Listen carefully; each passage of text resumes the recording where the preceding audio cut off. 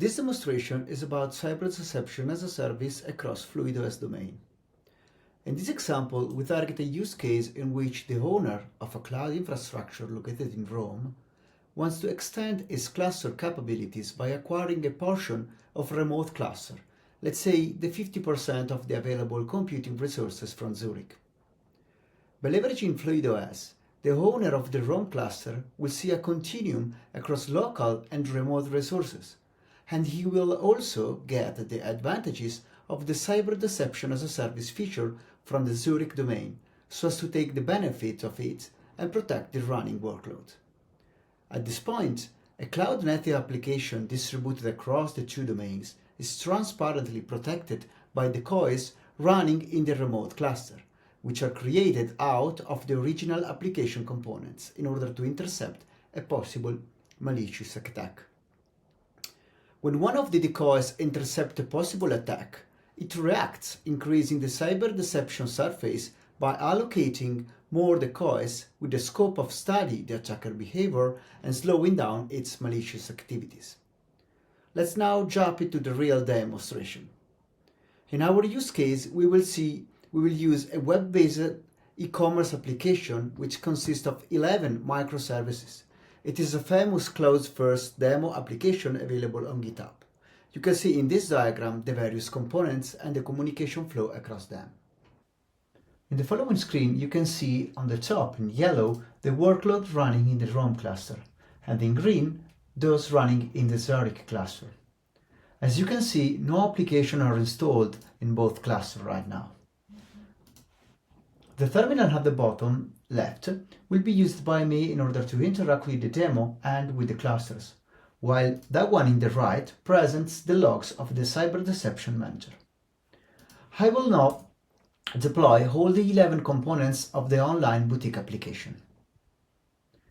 As you can see, and thanks to FLUIDOS, some components are installed in Rome, while others will be installed in Zurich. What is interesting here is that for those installed in Zurich, the cyber deception service has been activated. This is, of course, expected by the user, but yet totally transparent. Indeed, we see only in the Zurich cluster that 2 decoys have been created. To better clarify, let me show the current status of the diagram of the application components. The default behavior is to demand to an optimization algorithm the choice of which decoy to create. In this case, and for demonstration purposes, the advertisement and checkout services have been created as decoy. In the current status, we allow an hypothetical attacker to interact with our decoys, and we are just waiting for the attacker to make a misstep. To intercept it, we mainly rely on the alerting feature, which is essentially included in every decoy. Given that a decoy should not receive any traffic at all, we instrumented it with a sort of sentinel, a tiny application which waits for unwanted network connection on the decoy. But let's have a look at the log of these components. I will now enter inside the decoy and I will grab the logs for the sentinel components. As you can see, it is waiting for network connections. Let's switch now on the next step, the one presenting the attack. I will now impersonate an attacker that successfully compromised the front end, exploiting, for example, a known vulnerability. Once done, I will try to contact the checkout service decoy, and we will see that the system will react to this behavior.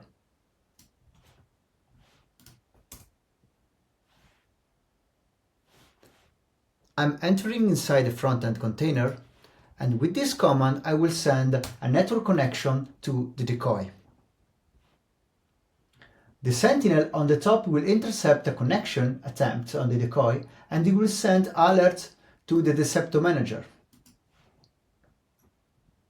which in turn start to create more decoys by cloning additional microservices.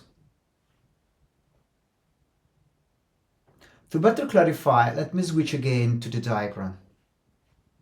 The idea here is that, differently from the setup phase, when the application is under attack, decoys are not created upfront, but only when certain parts of the graph are considered compromised. This approach has two main advantages. The first one is that we leave the attacker free to move towards additional decoys with the scope of studying his behaviors and slowing down his malicious activities. And the second one is to avoid to waste resources, for example by cloning all containers upfront, which in a multi-cloud or multi-cluster infrastructure is for sure very important. This will end our demonstration. Thanks for your attention.